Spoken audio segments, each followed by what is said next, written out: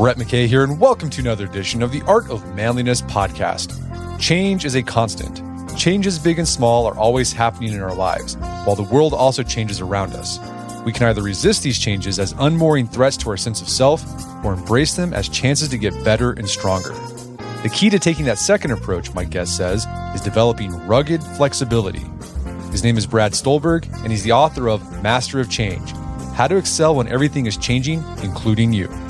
Today on the show, Brad unpacks why allostasis is a better model for dealing with disruption than homeostasis, and how healthy change moves in a cycle of order, disorder, and reorder. We then discuss ways to move through the cycle with rugged flexibility, an approach to life that keeps some things solid and stable while letting others change and flow. We talk about the importance of adopting a being versus having orientation, managing your expectations, diversifying your identity, and more. After the show's over, check out our show notes at awim.is/ruggedflexibility.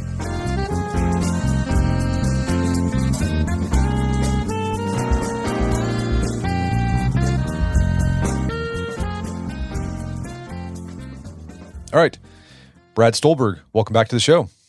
Hey, Brett, it's great to be here. So you got a new book out called Master of Change: How to Excel When Everything is Changing, Including You. And you take readers through research-backed practices and ideas to help them better navigate change and disruption in their lives. And this change could be small change or it could be big change. Divorce, you lose a job, sickness, lots of things. What led you down that research path to write this book? A mix of the personal and the global is the short answer. The longer answer is, in the last 5 years in my personal life prior to writing this book, I had undergone all sorts of change, both good and bad, in what felt like a really compressed period of time. So I moved across the country. I left my job with the corporate world. I became a dad for the first time. I became a dad again for the second time.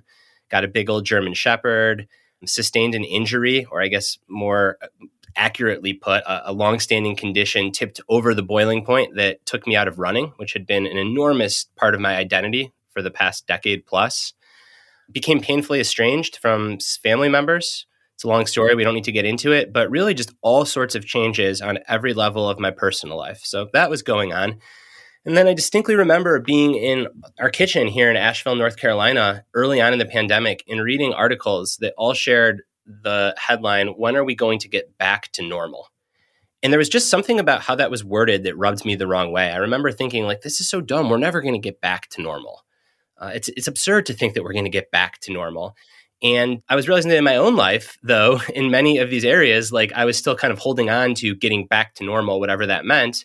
And that dissonance that occurred in that moment really led me to this intellectual journey of trying to understand how we relate to change and why we relate to change in the ways that we do. Well, so yeah, you talk about one of our initial responses to change, whatever that is we want to get back to normal, right? We want to get back to what you call homeostasis. Besides that response, what's another typical response that we have to change? I think we tend to deny it altogether or pretend it's not happening, engage in some version of magical thinking. We often just rotely resist change. And I say rotely because sometimes we ought to resist change, but I'm talking about going on autopilot. So just an instant reaction of resisting change. And then finally, very much related to trying to get back to the way things were, is we just don't update our expectations for the new reality. So it's like we're living in an imaginary old world when what's happening around us is very new. And so, yeah, you talk about instead of thinking about homeostasis, I think that's how we typically approach our life. Like we want everything to be balanced. And that's, you often see in the blog post or podcast or self-improvement books out there, like you got to find balance. It's all about finding balance, work-life balance, balance with personal interest, family interest. But you say instead of thinking about homeostasis, balance, you think we need to focus on what you call, or what's called allostasis. So what is allostasis? This is such a hinge point in the book, one of a few. So I'm going to spend a little bit of time here because I think it's nuanced and really important. Homeostasis, many people have heard of it. It's over 150 years old. It was the first science around change. But I say science with quotes around it because this happened in the early 1800s when things were very different than they are today. And homeostasis has stuck around. And it describes any healthy living system is craving stability and always resisting change and or when experiencing change, trying to get back to stability as fast as possible. So homeostasis describes a cycle of order, disorder, back to order, or X to Y, back to X. And as I said, this has been the prevailing way that folks have thought about change for well over a century. Only more recently has the scientific community said, actually, when you look at systems that really thrive, they don't show a homeostatic response to change. What they do is something that is similar but different. So, yes, it's true that good, thriving systems crave stability, but that stability, they achieve it by changing.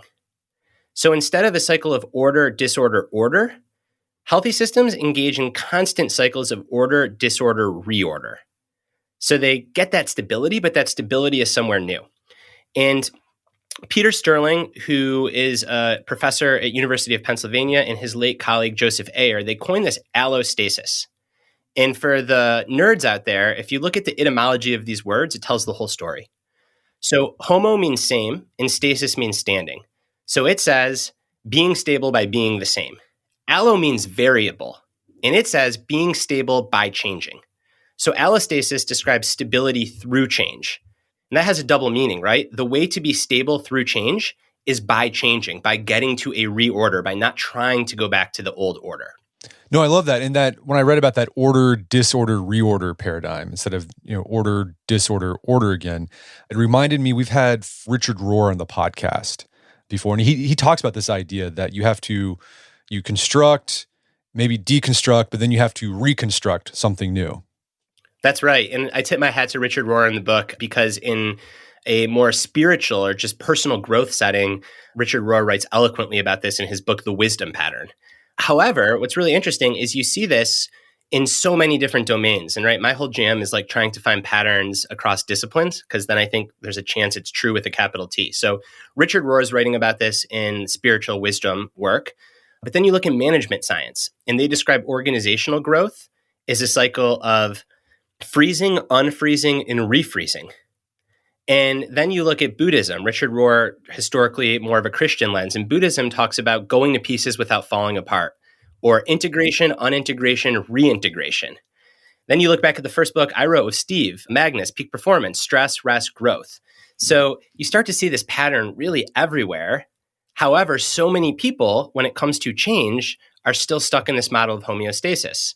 I can't tell you how many blog posts when I, was first researching this book and I put in keywords homeostasis are all written in the spirit of behavior change is so hard because of homeostasis. Or if you want to lose weight or you want to quit smoking or you want to change your behavior, you have to fight against homeostasis, when in fact, it's really just not an accurate model to think about change. Yeah, talking about allostasis, when we have a change, even when things get back to normal, quote unquote, they've changed. So let's take the pandemic, for example. I was thinking as you were talking about, we had this pandemic and people were thinking, well, when can things get back to normal? And you're saying, well, things will never get back to normal. Things are going to change because of this. Even when we drop lockdowns or masks or whatever, examples that I've seen in my own life, the way we do work has changed permanently, probably. It's a hybrid model. We're doing Zoom more often. We're doing a lot of work online. My kids, their school life has changed. Like there's no more snow days basically because now they have remote learning. And so, when it snows a lot or we get an ice storm here, the teachers can send a remote learning assignment to our kids. That didn't happen before the pandemic. So even though things are kind of back to normal, things have changed. That's right. And I think the change is still occurring. Major downstream effects that, perhaps we haven't really even seen the full result of, but just geographical change. How many people moved out of big cities? And what does that mean for these smaller second tier or third tier places? Geopolitical change. The pandemic completely changed our politics. Trust in public institutions. Are public institutions ever going to earn back that trust? I mean, there's so much that is still in maybe a disorder phase, and there's never going to be what it was before. There will only be reorder. And our work as individuals, as community members, as members of society is to try, whenever there's a change, to get us to a favorable reorder, to engage with things, to not just rotely resist it on the one hand, but on the other hand, also not to throw up our hands and say, hey, there's nothing I can do, but to really try to skillfully engage with the disorder to help create that reorder in a good place. And your solution, your idea to this, to be able to manage that disorder so we can reorder it to something good and positive is rugged flexibility. So what is rugged flexibility and how does it help people develop that allostasis mindset? Rugged flexibility it's a gritty endurance and an anti-fragility that not only withstands change, but can thrive in its midst. And I love this term because it comes out of what most people, at least people in Western society, would think of as complete opposites, right? So to be rugged is to be strong, to be robust, maybe even a little bit rigid. And to be flexible, of course, is to bend without breaking, to be smooth, to go with the flow. And we tend to think either or. So when change happens, we're either going to be really rugged and buckle down, or we're going to be really zen and flexible. And in the research that I did for this book and seeing really across the board, all the way from evolution and how species thrive over time to the individual level and looking at really successful people who have undergone big changes and how they thrive over time, what you realize is that they don't go to either end of that polar extreme. Like they're not just rugged, they're not just flexible, they're both rugged and flexible. They have rugged flexibility. So they're rugged on their core values, on these things that really matter to them, their central features, what make them who they are, the hills that are truly worth dying on. But then they're flexible on how they apply those in everything else. And the key to navigating the cycles of allostasis that we talked about is just that. It's knowing your defining principles, your essence, what makes you who you are, that you're not going to bend that much on, but then bending on everything else. So it's this term that comes out of non-dual thinking, right? Not this or that, not rugged or flexible, which is how we so often think. But hey, if I want to be gritty, if I want to thrive during change, I need to be rugged and flexible. And so what you've done in this book is you divided it up into 3 parts on how to develop a rugged and flexible mindset, a rugged and flexible identity, and how to take rugged and flexible actions. So in the rugged and flexible mindset section, you talk about being open to the flow of life. And one thing that really stood out to me in this section was this idea of developing a being over having orientation. So what's the difference between the two? In 1976, I got to give credit where credit is due. One of my intellectual mentors, no longer with us, Erich Fromm, coined this dichotomy between having and being. And Fromm says that a having orientation is when you relate to things in more of an I-it way, or you own it. So I have a house. I have a child. I have a partner. I have a 500-pound deadlift. Can be other people, can be things, can even be skills. And Fromm argued, and rightfully so, I think, that a having mindset inherently makes you really fragile because anything that you have will inevitably change. So I have a kid. Well, what happens when your kid moves out of the house? I have a 500-pound deadlift. What happens when you become injured or the aging process gets to a point where performance starts to deteriorate? I have a wife. Well, that's not a great way to be in relationship with someone. And Fromm argued that rather than this having orientation, we'd benefit from adopting a being orientation, which is less about owning something and possessing it and more about being in relationship with it. So you can be in relationship with training, you can be in relationship with another person, and you can even, to some extent, be in relationship with the things that you own, or at the very least, not identify with having them, but identifying with what they can do for you. And that's inherently less fragile, because that relationship is going to evolve and change over time. And if you expect that's the case, that's great. Whereas if you get so clingy to have something, then the minute that things change, you start to become really fragile and discombobulated. I think you see this in 2 really big ways frequently, which is parents when their kids leave the house and people who really identify with their work when it's time to retire. And it can really be a shock to the system if you thought that you own that thing and now it's no longer yours. So with the parent example, what would a more being approach to parenting look like when your kid moves out of the house? I think it would just be realizing from the outset that your goal is not to control your kid. Your goal is not to, as much as it takes wise thought to do this, but your goal is not to set your kid on any given path. Your goal is to love your kid and to be in a relationship with them, knowing that that's going to change and that's going to look like so many different things at so many different points in time. And as a parent, you do want to just hold your kid, and sometimes you want to freeze time. And I think wanting to freeze time, while it's valid and it gets to me, I'm sure you've had moments like this, it's kind of like a having orientation, right? Like you want to cling to this thing that's going to change. So the more that we can realize it changes in love, in the case of parenting, deeply, not in spite of that, but because of that, the better off we'll be. We've had some guests on the podcast talking about one of the challenges for former elite athletes is that moment when they have to stop their sport for whatever reason. They just got old, injury or whatever. And it seems like the ones that succeed are the ones who develop that being approach. They realize I can't have the joy of being an elite swimmer anymore, but I can still relate to swimming, for example, in another way. I can coach, I can mentor younger athletes coming up. Yep, you hit the nail on the head. That's the second example I was going to use, and now I don't need to because you're spot on. Well, you had that example from your own life. It seemed like running was a have orientation for you. Then you had to develop a being orientation. What did that look like for you? Yeah, that's right. So it was really hard. At first, I remember like just walking or even driving and runners and like seeing them and feeling a little anxiety. Like, oh, if I'm not this, then like I don't have this anymore. Then what am I? But ultimately, what I realized is that, there was nothing special about my running performance. Not like I was a pro, nowhere close to it. What I really valued was the mastery of craft, the being in community, the really objective, quantifiable progress, and the physicality of it. And I could be an athlete without having to run. And that's ultimately the shift that I made. I went back to my own strength training performance roots. I grew up playing power sports. Like so many, got into endurance sports in my early 20s and pursued that for years and years, but realized that there's so many different ways to be an athlete and to still be a part of the running community, even though I myself am no longer running. I still go on so many running podcasts. I still follow the sport. I still mentor younger runners. And that made the off-ramp much easier than if I would have, continued to cling on to needing to run in order to be a runner, let alone an athlete. Okay, so this being approach allows you to be rugged because there's something about you that you value that's there. It's going to be all the time, right? You're an athlete, you're a parent, but allows you to change how that looks as things change, or even as you change. Even as you change, bingo. Another way to look at it is like, what's the core value underneath the thing that you're currently doing? And that core value, that's really rugged. Generally, you don't have to sacrifice core values. But how you apply that core value over time, if you want to change gracefully and with grit, then you have to be really flexible.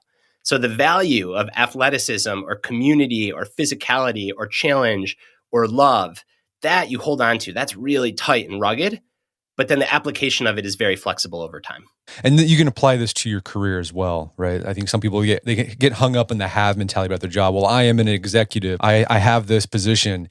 Well, you got to find out what's the underlying thing about the work you do that really brings you fulfillment and satisfaction, and focus on that, and then figure out ways it can change over time to get more of that. That's right. Someone that did this really masterfully, who I profile in the book, is the tennis player Roger Federer, one of, if not the greatest tennis players of all time, had a very incredibly long career. And what a lot of people that are casual fans of the sport overlook is that around age 32, 33, Federer fell off a cliff. For 3 years, between 33 and 36, he was dropping out of tournaments that he once would have won in his sleep.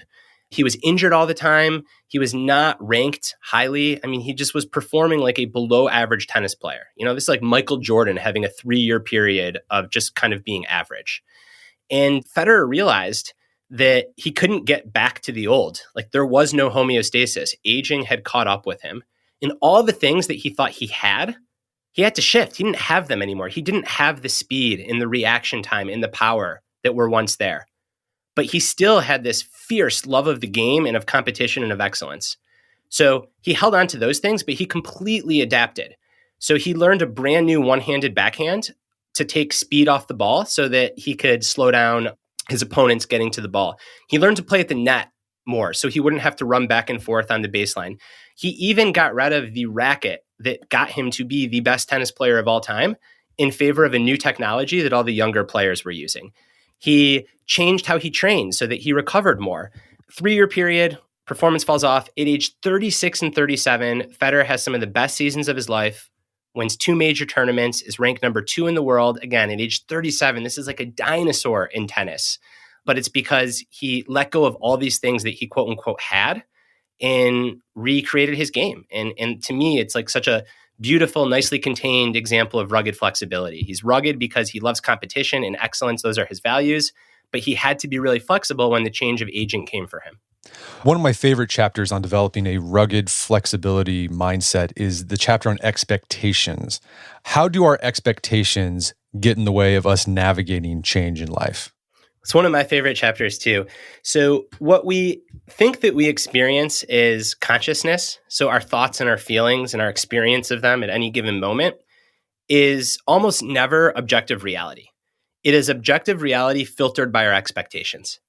So one way to think of this is the brain is like a prediction machine. It's constantly trying to predict what's going to happen next. And this is for good reason, right? Imagine if every moment was just unbiased white space. You would never get anything done. There'd be so much stimulus. You would be in a completely like chaotic rut. So it's good that the brain is a prediction machine. However, by definition, change is when things don't happen as you predict, as you thought they would, as they've been happening. And when our expectations are out of whack or out of alignment with our reality, it throws us for a loop. It makes us feel really uncomfortable, restless, sometimes even sad and despairing. So when things change, the first thing that we have to do to be able to take productive action and confront that change is update our expectations. And if we don't update our expectations, then we feel a lot of distress and we don't make any progress because we're not working on the thing that needs to be worked on. We're working on what we thought would be the situation. What are some examples from your own life where your expectations just created more problems for yourself? I think a few. I think one is, well, the biggest one is parenting, to be totally frank and honest. And I think this is something that a lot of men don't always talk about. I know you have on this podcast, and it's why I love you and your work.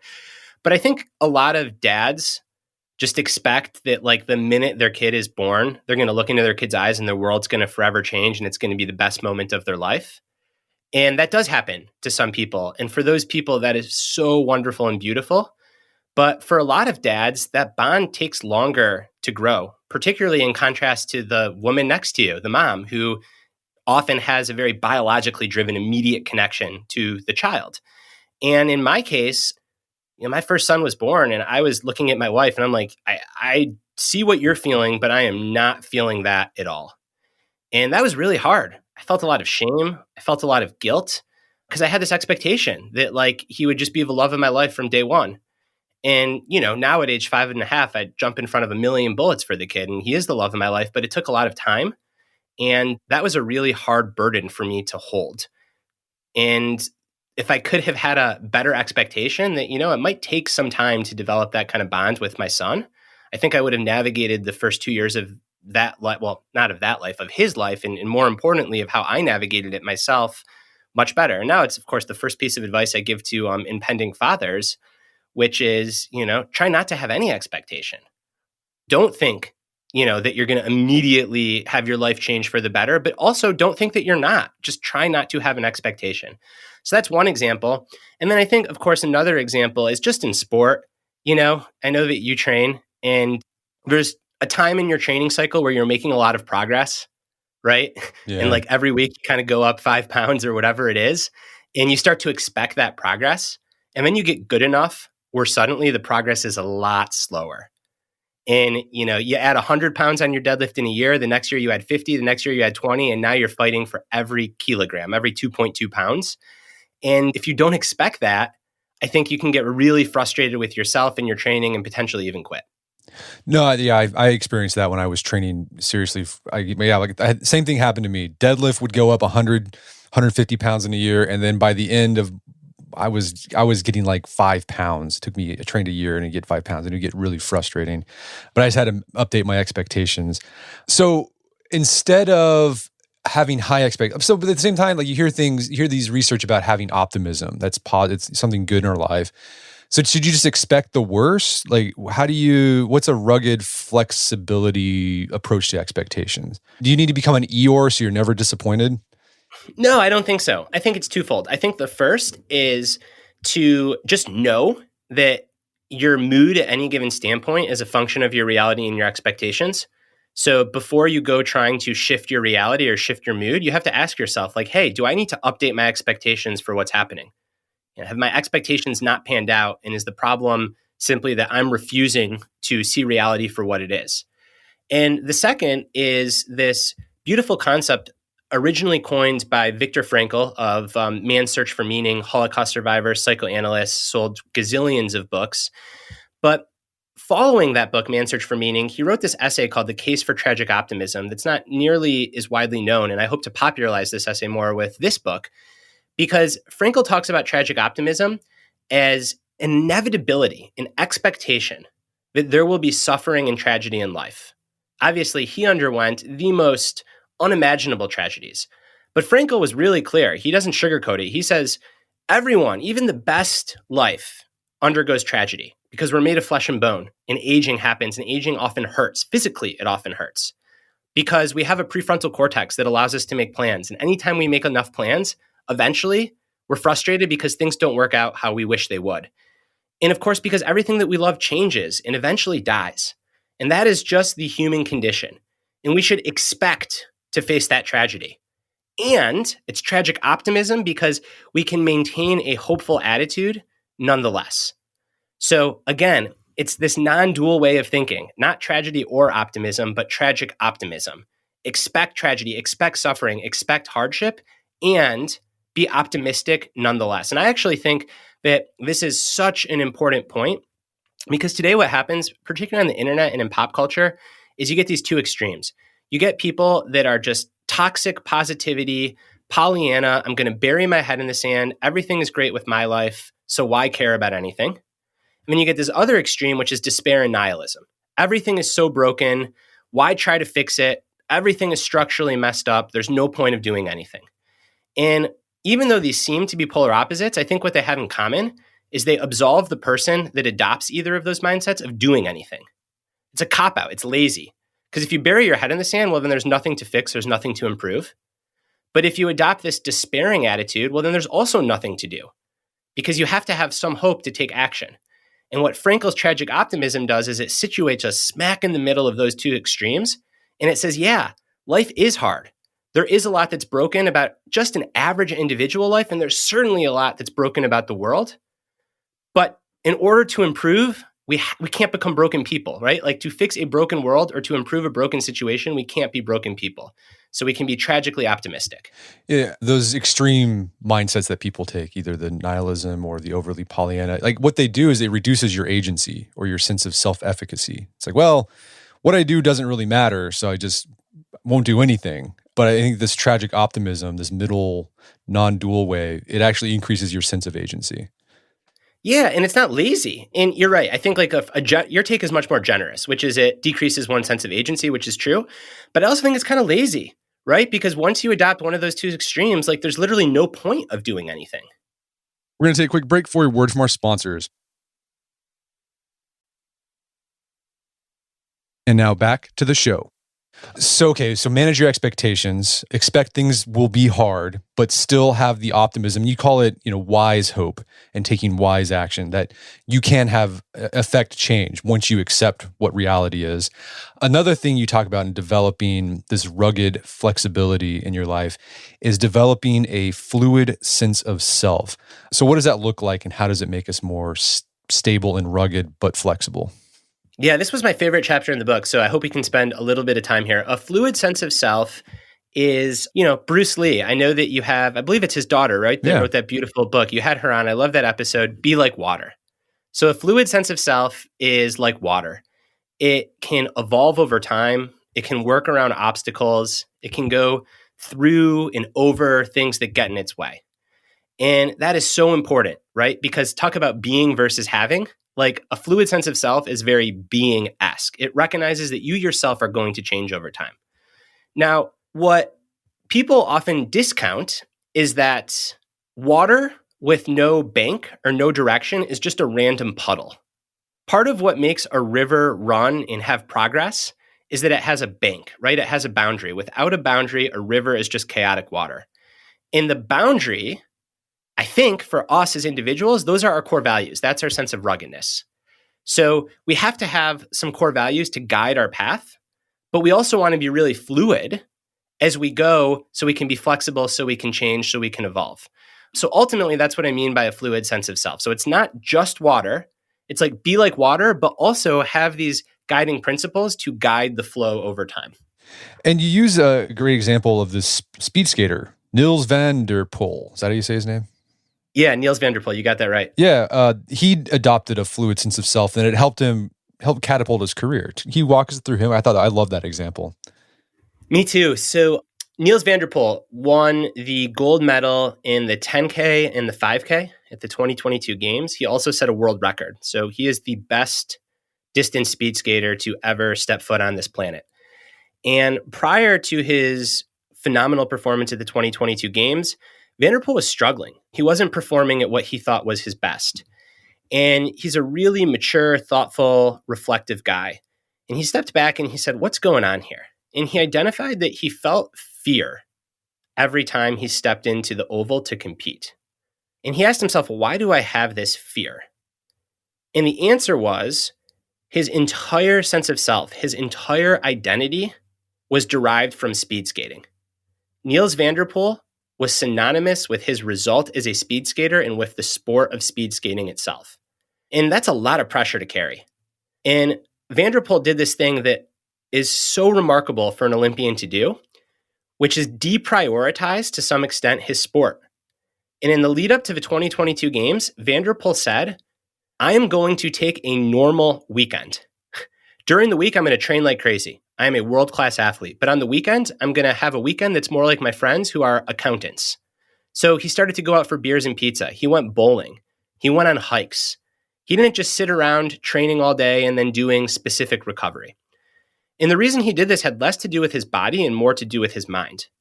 Van der Poel wanted to do what I've come to call diversifying his sense of identity. He wanted to create other sources of identity and meaning in his life beyond just speed skating. So old van der Poel was just van der Poel the speed skater. But new van der Poel was van der Poel the friend, van der Poel the beer snob, van der Poel the community member, van der Poel who loved hiking in the mountains. And what this allowed him to do is when he went to compete, his entire identity wasn't on the line. It released so much pressure. And as a result, he skated without fear. And these aren't my words, these are his words. So van der Poel has written elegantly about what this diversification of his identity allowed him to do was to shed the fear that he used to carry with speed skating, because he knew that eventually he'd get injured, or eventually aging would deteriorate his performance, or he might fall in a race, or he can't control what the other competitors are doing. He can't control if other countries' doping agencies don't catch cheaters. So if his entire identity was tied up in this sport that was inevitably going to change, his identity was fragile. So van der Poel essentially said, I need other sources of meaning. And the metaphor that I like to use for this is a house. Identity is like a house. And if you just have a one-bedroom house and the equivalent of an earthquake blows up that one room, it blows all of you up. You are completely discombobulated. But if you have other rooms in your house, then when there's chaos and change in that one room, you can seek refuge and meaning in those other rooms, while that other room that has the chaos gets back to a semblance of reorder. And I think this is so important, whether you call it self-complexity, which is the scientific term, diversifying your sense of self, which is what I call it in the book, or just the Niels van der Poel approach to excellence, which says you have to care deeply about your main thing to be great, but it cannot be the only part of your identity because that inherently makes you fragile to change. Yeah, the analogy that I thought of when you were describing diversifying your identity was diversifying your investment portfolio, right? Like one of the common things you got to diversify, have a mix of stocks, bonds, international companies, domestic companies, so that when one goes down, the other one might be going up or staying stable. You're going to be fine. You can do the same thing with your sense of self. Yeah, exactly. It just makes you so much more rugged and flexible, right? So much more robust. Yeah, we're often sold the opposite, which is like you have to be obsessed and you have to go all in and you have to put all your eggs in one basket. And I think one, that's not true. And two, even if you are obsessed with one thing and you do want to put all your eggs in one basket, that's okay so long as you make sure that you have other baskets available.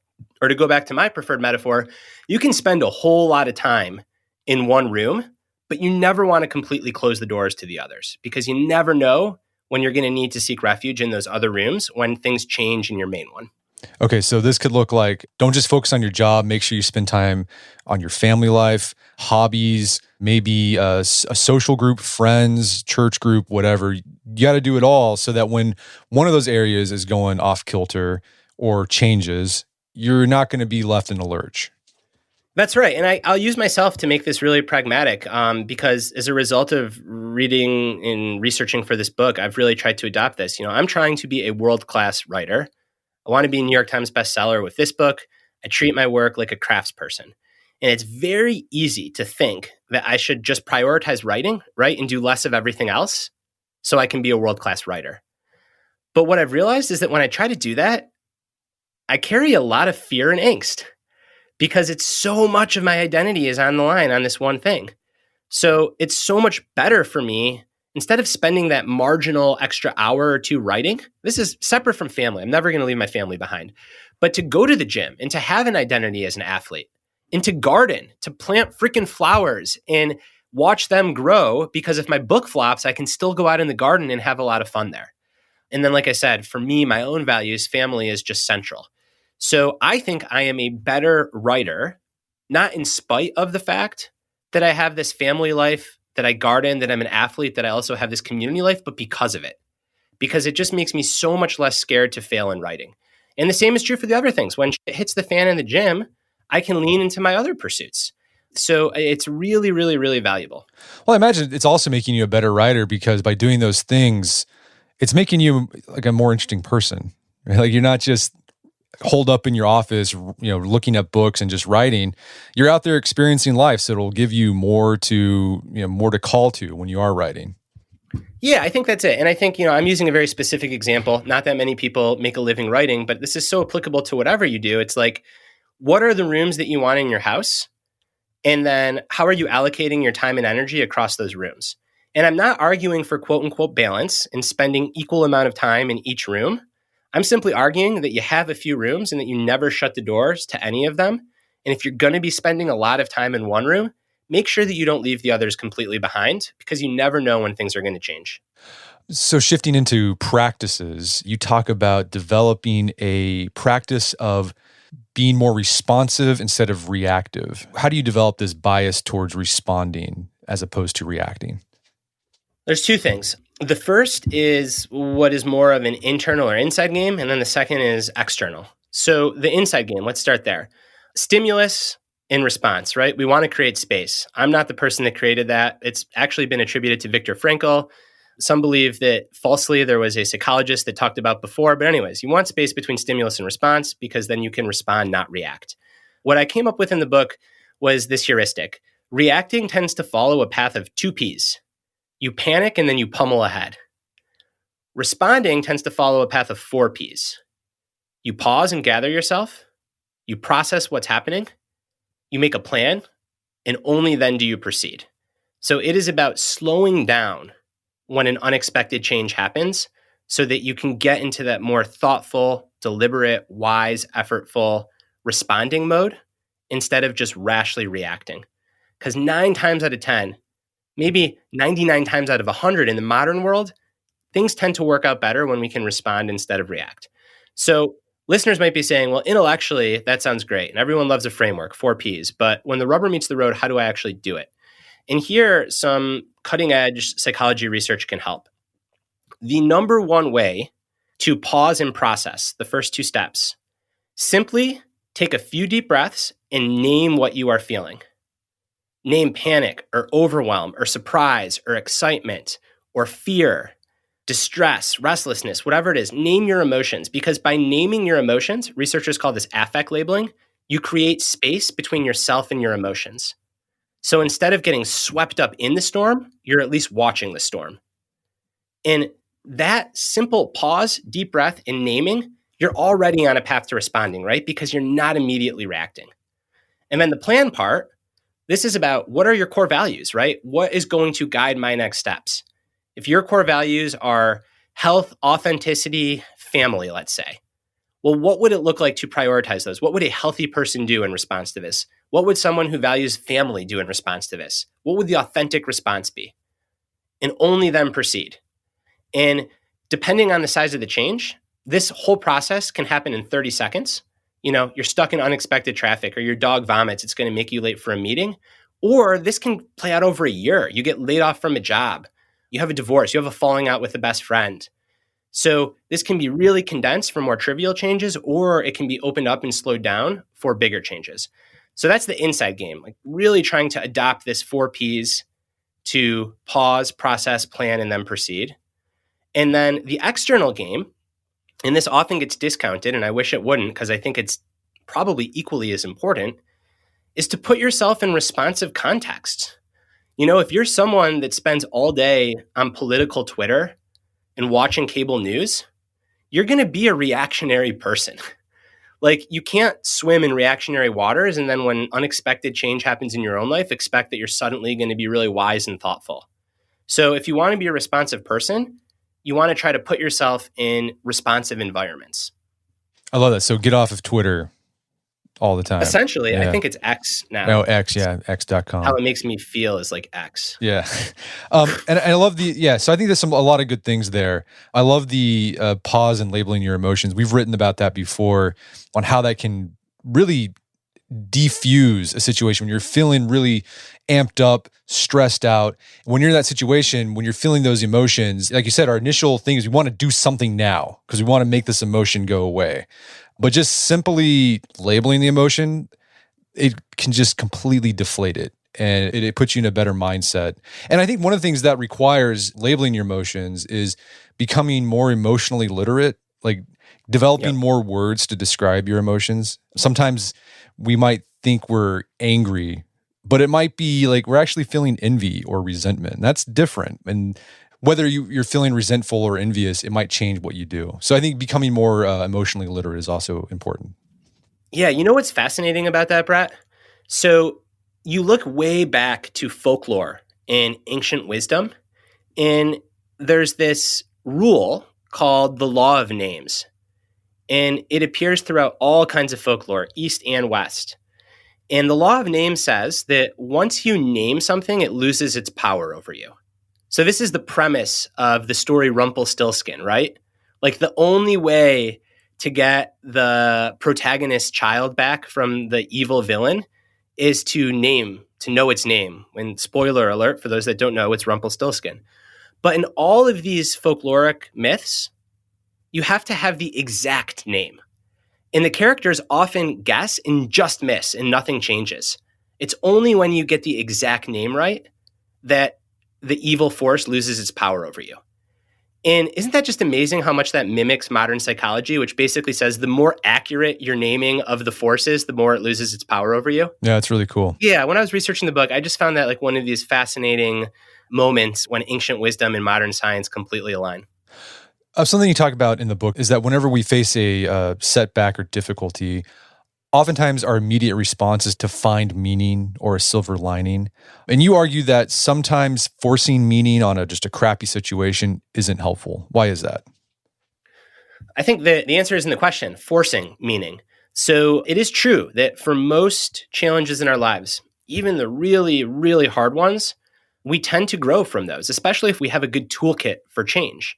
However, that growth and meaning, it has to happen on its own time. So you cannot force growth and meaning, or gratitude for that matter. You have to have them come on their own time. So a change happens and you want to have a growth mindset. You want to respond, not react. You want to be rugged and flexible. You want to do all these things. 98% of the time, you'll probably be able to, and you'll work through the cycle of allostasis, of order, disorder, reorder really well, and you'll get to a desired reorder and you'll have grown. And that is what personal evolution is all about. However, let's just say it's 1 to 2% of the time in your life, it just doesn't work. Cancer diagnosis, loss of a loved one, spouse cheats on you and leads to a messy divorce, right? The stuff where whatever tools you have, they just don't meet the immediate challenge. And here, the best thing that you can do is to release from any need for optimism, for growth, for anything at all other than just showing up and getting through, just surviving day in and day out. And then when you get to the other side, and you don't get to determine when that is, meaning and growth tend to be there for you. The scientist Dan Gilbert coined this term a psychological immune system. And I just love it because he says that much like we have a biological immune system, we have psychological immune systems. And much like our biological immune system heals really fast from small injuries or from things it's faced before, right? That's the definition of immunity. When there's a novel virus or when you undergo a major physical trauma, you don't expect to just immediately be better the next day. It takes time. Sometimes it takes months. Sometimes it takes years.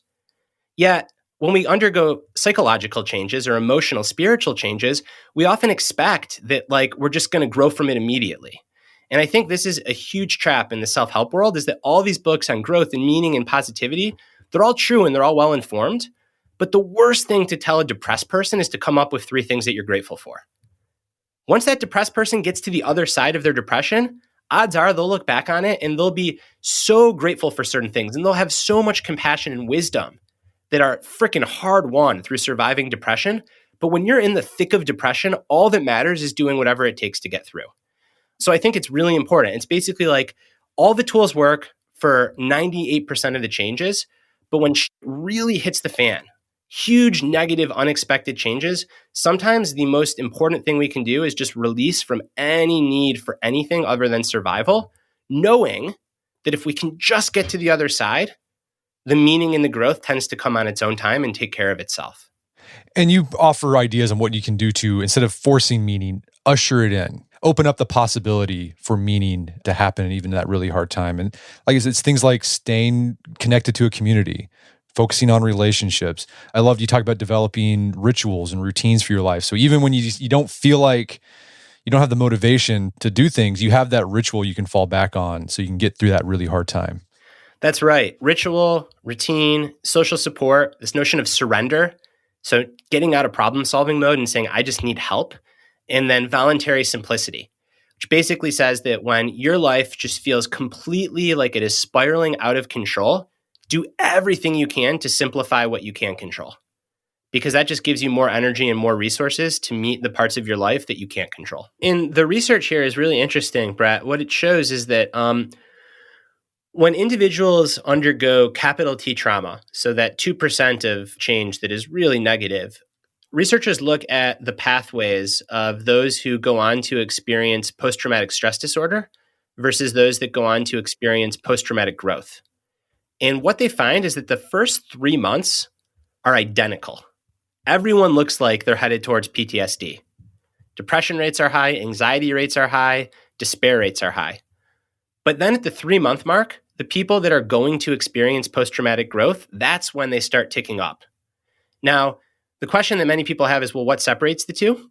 And researchers don't know. A lot of this probably just comes down to our inherited neurochemistry. But what's fascinating about this to me is that it goes to show that we cannot force meaning and positive attributes on negative things. It has to come on its own time, and it never happens overnight. One of the things you talk about in the book that really stuck out to me was this idea when you're going through a hard time of separating the difference between fake fatigue and real fatigue. What's the difference and why is that important to know the difference? These are my terms and they're the most accurate I could come up with. But if listeners have a better way to think about this, I'm all ears because, fake fatigue doesn't really serve it well because it's real fatigue, but it's fake. So I'm going to get into what I mean by this. So real fatigue is when you feel really tired and down and out because you are physiologically tired. What you need to do is rest. There's no way around it. What I call fake fatigue feels exactly like real fatigue. You're exhausted, you're apathetic, you're in a rut, but there's no underlying biological reason for it. You have no reason to feel that tired. And they require 2 very different responses. So real fatigue, what you need to do is rest. Shut things down, spend the day on the couch, read a book, focus on sleeping, let your mind-body system recover and rest. Fake fatigue, however, benefits from the exact opposite, which is forcing your body into action. The podcast host Rich Roll eloquently says mood follows action. The scientific term is behavioral activation. And it basically says that for what I call fake fatigue, you don't need to feel good to get going. You need to get going to give yourself a chance at feeling good. So fake fatigue is like an inertia. And the only way out is to forcefully break the inertia, to force yourself to get going. Whereas real fatigue requires that you shut things down. And What complicates this even more is often what starts out as real fatigue becomes fake fatigue.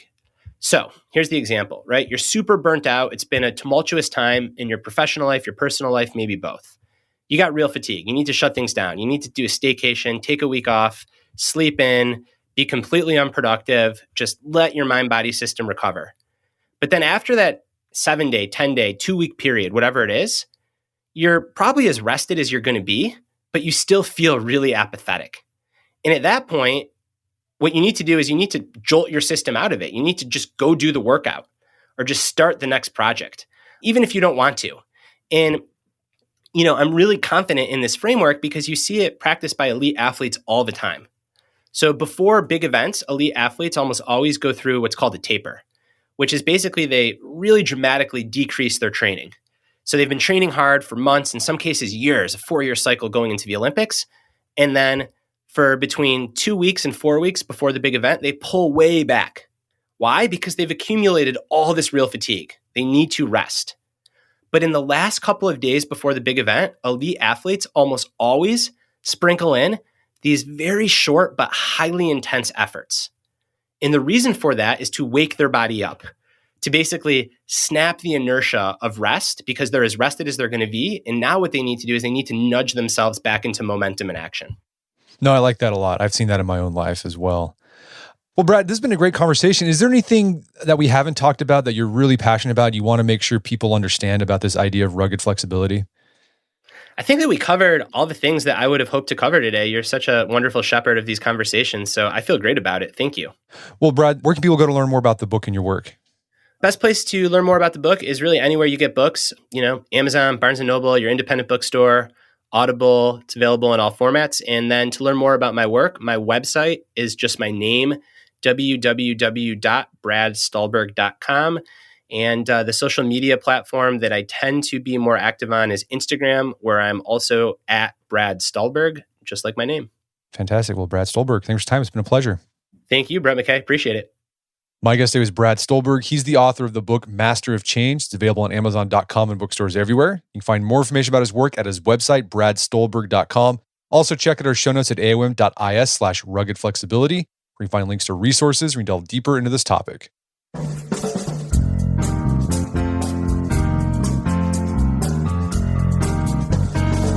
Well, that wraps up another edition of the AOM podcast. Make sure to check out our website at artofmanliness.com, where you find our podcast archives, as well as thousands of articles that we've written over the years about pretty much anything you'd think of.